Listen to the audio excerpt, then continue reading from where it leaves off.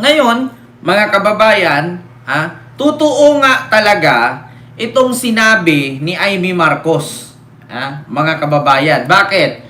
Yung sinabi ni Amy, mga kababayan, na planado daw talaga, mga kababayan. What's important to me is Ito po, mga kababayan. Amy, ipapakulong si Sara.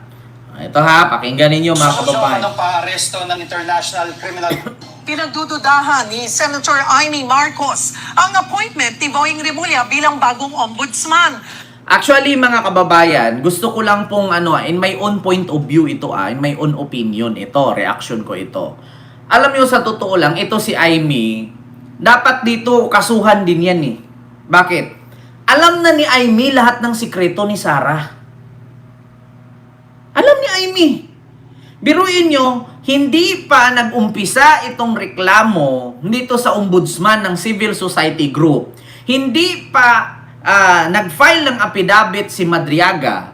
Alam na ni Amy na makukulong si Sara. So, ibig sabihin, alam ni Amy na may kaso, alam ni Amy na kakasuhan si Sara, bakit mas pinili niyang kampihan? Bakit mas pinili niyang ilihim? Alam niyo ba, mga kababayan, na meron tayong batas na kapag ikaw ay kumampi sa kriminal, madadamay ka? May ganyan, kapag meron tayong batas na kapag nagtago ka ng pugante, di ba madadamay ka? Alam nyo dito kay Amy, walang delikadesa, walang kredibilidad to si Amy, mga kababayan. Matagal nang alam ni Amy na si Sara ay maraming gusot. Matagal nang alam ni Amy na si Sara ay maraming anomalya. Pero anong ginawa niya? Mas pinili niyang kampihan, di ba? Walang delikadesa, walang credibility. Nagsenador na wala namang credibility. Di ba? Kita ninyo, mga kababayan? Suspecha niya, planchado na talaga aniya ang plano na mapakulong si Vice President Sara Duterte. Suspecha. Hindi yan suspecha. Diyos ko, alam mo yan, pinagtakpan mo lang. Ganun yun. Hindi suspecha yan. Alam mo. Alam mo naman ang... Diyos ko, Amy, tinagtad din kayo ng kaso noon. Alam mo yan. Bakit? Biruin mo, kasama mo si Sara sa Cebu noong kamit ninyo yung Chinese na Pogo owner sa Cebu. At doon sa mga sinabi ni Madriaga, nag-match mismo na tumanggap si Sara ng pera mula sa Pogo at tumanggap si Sara ng pera mula sa mga drug lord. So, bakit mo sasamahan kung alam mo naman na tad-tad na ng kaso yan at alam na alam mo mismong ikukulong siya? So, ibig sabihin, alam niya yan. Continue natin, mga kababayan. Dignan nyo, mabibisto siya dito. Nasa frontline ng balita niya, si Dave Abuel. Alam niya, Amy, yan. Bago pa man italagang ombudsman si Justice Secretary Boying Rimulya, natunugan na raw ito ni Senator Amy Marcos. Si Senator Amy ang nagsampa ng kaso kay Rimulya, kaugnay ng pagkakaaresto kay dating Pangulong Rodrigo Duterte. Kalaunan, ibinasura rin niya ng ombudsman.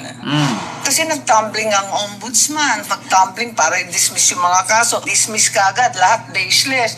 Pagkatapos mag-issue ng clearance. Talagang kinakala ng todo. Alam mo, sa totoo lang, Senator Amy, huwag ka nang mag-file ng kaso kasi bakit? Hindi ka naman nakapag-graduate. Wala ka naman diploma. 'Di ba? Alam mo, kung alam mo sa sarili mong makulong talaga si Boying, dapat hindi ganyang kaso ang ikinaso mo sa kanya. Alam ng sambayanang Pilipino na si Digong ay guilty sa kasong crimes against humanity. May warrant. Tapos kakasuhan mo si Boying kasi kinidnap si Digong. Putang ina, Amy. Kung si Boying lang ay tarantado, pwedeng ibalik ni Boying sa'yo yung kinaso mo sa kanya. Hindi nga sana ngayon ikaw yung nakakulong.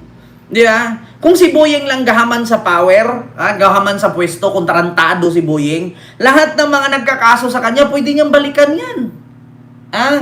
Biruin mo, kakasuhan mo si Boying kasi kinidnap si Digong, alam naman ni Boying at alam ng sambayanang Pilipino na may warrant. Ano bang gagawin kapag may warrant? Di ba hulihin?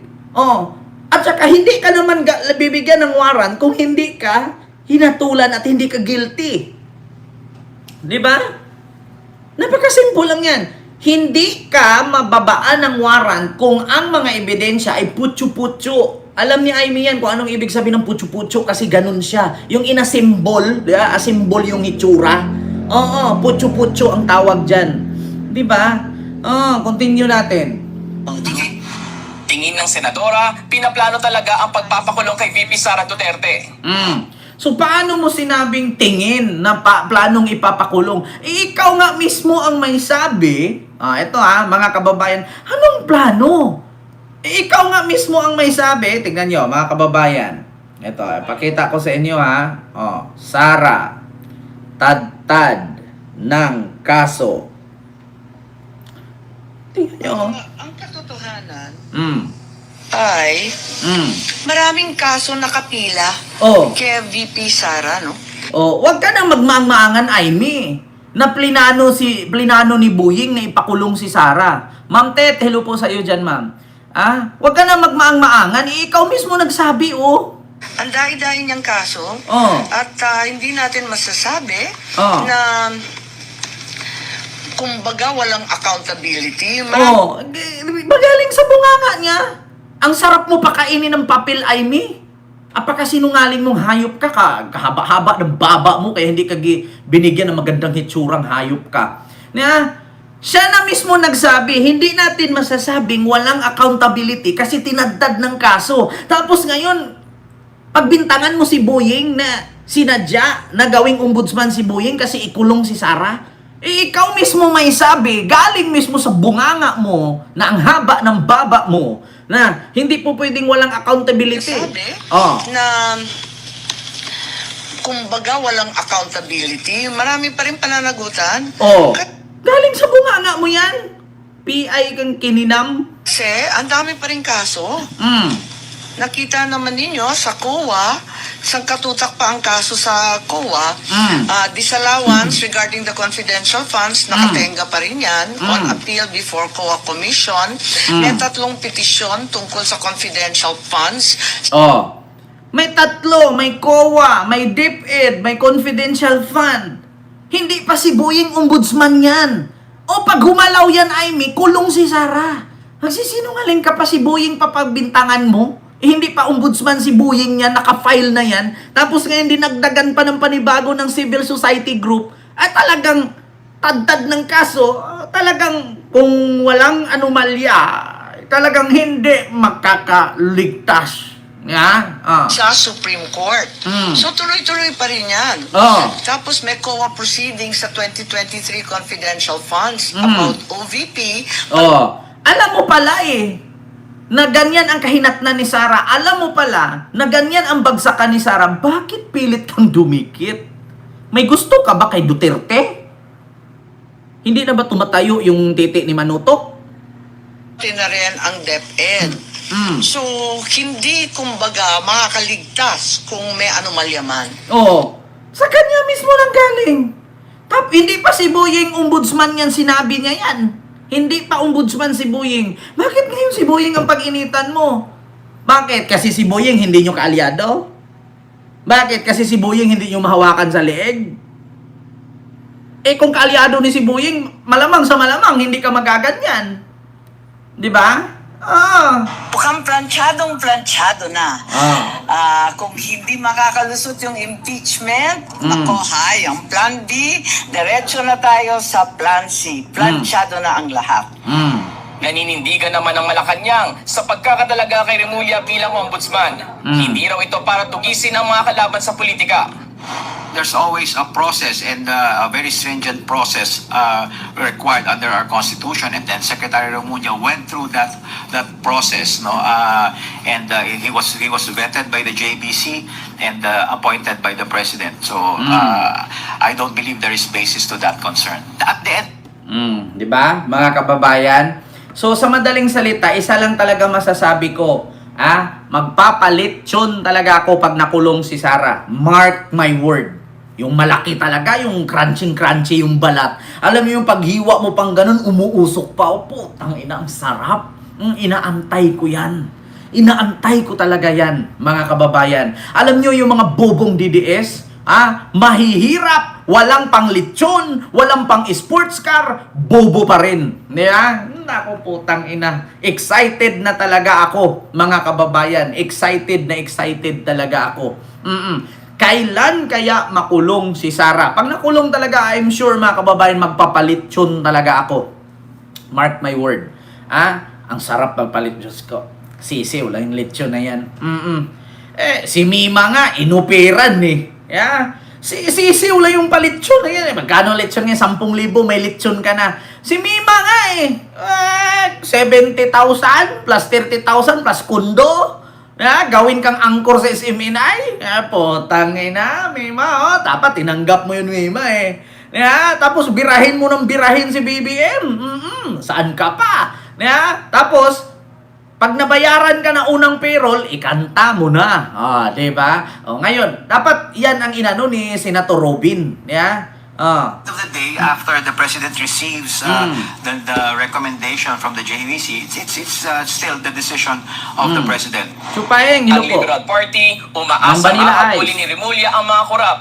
Nakabantay daw sa mga kilos ng bagong ombudsman.